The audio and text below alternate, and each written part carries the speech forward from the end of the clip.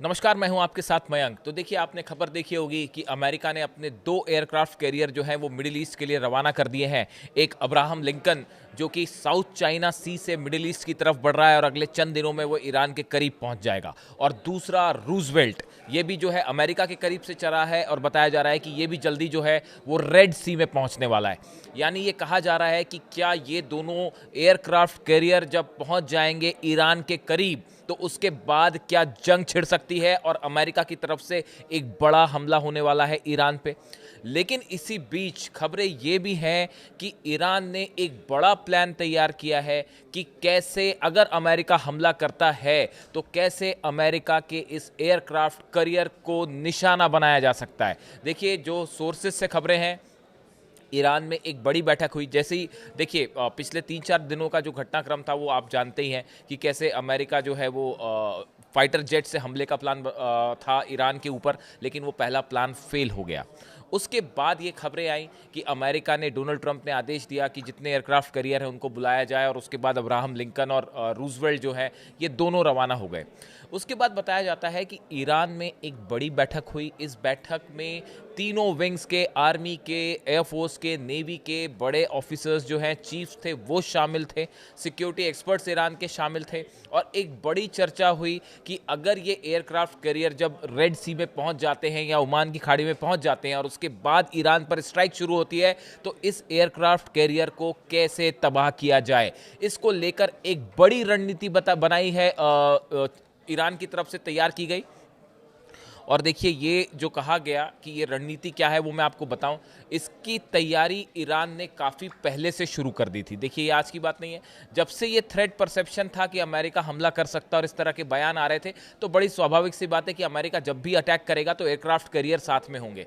और aircraft carrier का मतलब है 90 करीब जो F-35 और F-16 जेट्स हैं वो अब्राहम लिंकन जो एयरक्राफ्ट कैरियर है उसके ऊपर से फ्लाई कर सकते हैं। कई सारी सबमरीन इसके साथ होती हैं, वॉरशिप्स होते हैं, यानी इसे तबाह करना बेहद मुश्किल होता है। ऐसे में अगर एयरक्राफ्ट कैरियर पर हमला करना है, इसके लिए एक बड़ी पुख्ता रणनीति चाहिए। और इसी को लेकर ईरान में बैठक हुई और बताया ये जाता है कि एक बड़ी रणनीति तैयार हुई जिसमें बड़ी भूमिका में हो सकते हैं हूती। यस, यहाँ पे देखिए एंट्री हो रही है हूती के लड़ाकों की। अभी आपने देखा, बड़े समय से हूती शांत थे। हूती के जो लड़ाके हैं उनकी तरफ से कोई हमला नहीं हुआ इजराइल के ऊपर। लेकिन अब ये बताया जाता है कि अगर ये एयरक्राफ्ट कैरियर जब रेड सी में पहुंच जाते हैं और अगर किसी तरह का निशाना साधने की कोशिश हुई ईरान के ऊपर, इन हालात में हूती के पास जो बैलिस्टिक मिसाइल्स हैं, हूती की जो हाइपरसोनिक मिसाइल्स हैं, इससे एक साथ हमला करने की कोशिश हो सकती है एयरक्राफ्ट कैरियर पर। अब देखिए, पहले भी इस तरह की खबरें आई कि रेड सी में हूती जो है वो ईरान के लिए अक्सर मदद करता रहा है और कई बार ऐसी खबरें आई कि वहाँ पे जहाज़ों पर हमला करता रहा। हूती की जो मिसाइल्स हैं वो हमने देखा कि इजराइल पर काफ़ी लंबा स्पेस जो है, एयर स्पेस ट्रैवल करते हुए आती हैं, करीब 2000 किलोमीटर से ज़्यादा का। और उसके बाद जो है इजराइल के कई ठिकानों पर हूती ने अपनी फिलिस्तीन 2 जो मिसाइल है उससे काफ़ी तबाही मचाई।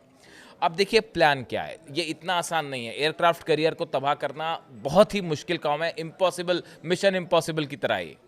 लेकिन आपने गौर किया, जब 12 दिन की जंग थी उस समय ईरान की स्ट्रैटेजी क्या थी? ईरान की स्ट्रैटेजी ये थी कि एक साथ कई ड्रोन फायर किए जाएं और उसके पीछे बैलिस्टिक मिसाइल्स लगा दी जाएं।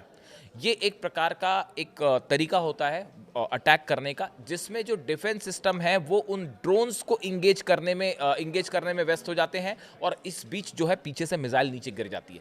ये वो तरीका था, ये वो मेथड था जो ईरान ने अपनाया था 12 दिन की जंग के दौरान। आखिरी के 4 दिन में जो मिसाइल्स गिरी उसमें ये स्ट्रैटेजी अपनाई गई थी। अब ये बताया जाता है कि अगर ये शिप वहाँ पहुँचता है रेड सी में और उसके बाद किसी तरह के हमले होते हैं या इससे F-16 फ्लाई करते हैं ईरान के एयर स्पेस में अंदर, तो ऐसी सूरत में ये संभव है कि यमन से हूती एक साथ कई सारे मिसाइल्स फायर कर सकते हैं इस एयरक्राफ्ट कैरियर पर, अब्राहम लिंकन या रूजवेल्ट पर। इसको लेकर हूती की तरफ से बयान भी आया है। हूती ने ये कहा है कि लाल सागर में रूजवेल्ट आने की खबर है। याया सारी जो प्रवक्ता है हूती के, उनकी तरफ से कहा गया कि रेड सी में जो प्लेन वॉरशिप आ सकता है, एयरक्राफ्ट कैरियर आ सकता है। रूजवेल्ट अगर वो यहाँ आता है तो हम उसको निशाना बनाएंगे, ये बयान हूती की तरफ से साफ तौर पे आया है। देखिए अब जो जंग होगी, वो जंग में जो सरप्राइज एलिमेंट था वो टाइम खत्म हो गया कि अचानक से प्लेन आए, हमला किए और चले गए। ईरान ने उसको फेल कर दिया। अब देखिए दूसरा जो अब अटैक होगा, अब सीधा पावर जंग होगी और आमने सामने खुलकर जंग होगी। और अमेरिका भी ये बात समझता है कि एयरक्राफ्ट कैरियर को निशाना बनाने की कोशिश होगी। अब अभी जो एक्सपर्ट्स बताते हैं, वो जो वॉर एक्सपर्ट्स हैं जो एयरक्राफ्ट कैरियर के बारे में जानते हैं, वो ये बता रहे हैं कि ये हो सकता है कि हूती की तरफ से एक साथ कई मिसाइल्स, जो कि शायद 50 से ज़्यादा भी हो सकती है, फिलिस्तीन 2 मिसाइल्स जो है वो फायर कर दी जाएं रेड सी में एयरक्राफ्ट कैरियर पर। और इसी के साथ ईरान भी अपने मिसाइल्स फायर करे इस एयरक्राफ्ट कैरियर के ऊपर। ऐसी सिचुएशन में अगर सिर्फ एक एयरक्राफ्ट कैरियर पे 50 से 60 मिसाइल्स एक साथ फायर कर दी जाए तो ये थोड़ा एक चुनौतीपूर्ण जरूर होगा एयरक्राफ्ट कैरियर को सुरक्षित बचाना अमेरिका के लिए। इसमें एयर डिफेंस सिस्टम भी होते हैं। पूरे रेड सी में, ओमान की खाड़ी में कई जगह हैं जहाँ पे एयर डिफेंस सिस्टम्स लगे हुए हैं। लेकिन उसके बावजूद अगर आप एक साथ जब 40 से 50 मिसाइल्स फायर कर दें किसी एयरक्राफ्ट कैरियर पे या किसी भी शिप पे, तो वो सब मिसाइल्स को रोकना थोड़ा सा मुश्किल होता है, चैलेंजिंग होता है। और ये अक्सर ये संभावना बनी रहती है कि उस 50-60 मिसाइल्स में से 2-3 मिसाइल्स तो हो सकता है ठिकाने पर गिर ही जाएं, और एक भी बैलिस्टिक मिसाइल अगर गिरती है एयरक्राफ्ट कैरियर पर तो वो उसको तबाह करने के लिए काफ़ी है। देखिए यमन से हुतीस जो हैं, इस तरह की खबर अक्सर आई कि ईरान ने वहाँ पे अपनी कई अंडरग्राउंड जो है टनल्स बना रखी हैं। यमन में भी, ईरान में तो बना ही रखी हैं, वो तो मिसाइल सिटी एक अलग है ही। बताया जाता है कि यमन में भी अंडरग्राउंड एक मिसाइल सिटी बनी हुई है जहाँ पे हुतीस का कब्जा है, और यहाँ पे बड़ा एक जो है कारखाना चलता है जहाँ पे मिसाइल से जुड़े इंस्ट्रूमेंट्स बनाए जाते हैं। बाहर से जो सामान ईरान से आता है वो यहाँ पे जो है असेंबल किया जाता है, और एक बड़ी मिसाइल फैक्ट्री हुतीस की काम कर रही है।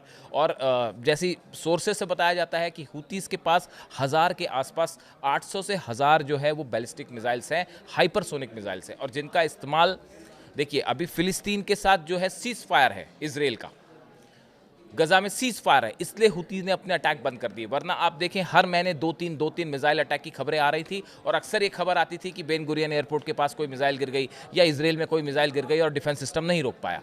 तो ये जो फिलिस्तीन 2 मिसाइल है, ये जिस कैलिबर के मिसाइल है, ये एक काफ़ी एक्यूरेट मिसाइल है, और काफ़ी डिस्टेंस ट्रैवल करके आके हमने देखा कि कई बार ऐसा हुआ कि बेन गुरियन एयरपोर्ट को निशाना बनाया गया और इसराइल का मिसाइल डिफेंस सिस्टम उसको रोक नहीं पाया।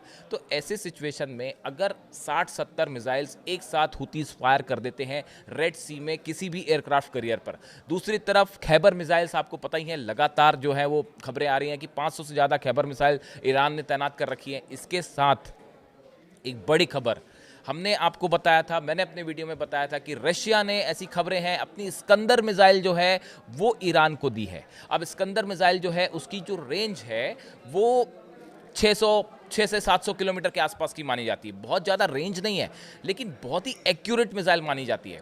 और ये कहा जाता है कि अगर किसी शिप से ईरान अगर ये मिसाइल को लॉन्च करता है या समंदर में किसी अमेरिकन जहाज को निशाना बनाता है, तो उसमें ये इस्कंदर मिसाइल बेहद डेडली साबित हो सकती है। और एक साथ अगर कई मिसाइल्स फायर की जाएं तो बड़ी चुनौती मिल सकती है अमेरिकन एयरक्राफ्ट कैरियर को। देखिए ये एयरक्राफ्ट कैरियर जो है उसको गिराना आसान नहीं, उसको तबाह करना आसान नहीं है। उसमें 90 F-16 जेट्स हैं, कई सारी मिसाइल्स हैं, टॉमहॉक मिसाइल्स हैं, वो एक पूरा चलता फिरता जंग का मैदान है। तो ये ईरान के लिए एक बड़ी चुनौती होगा इसका सामना करना अगर जंग होती है तो।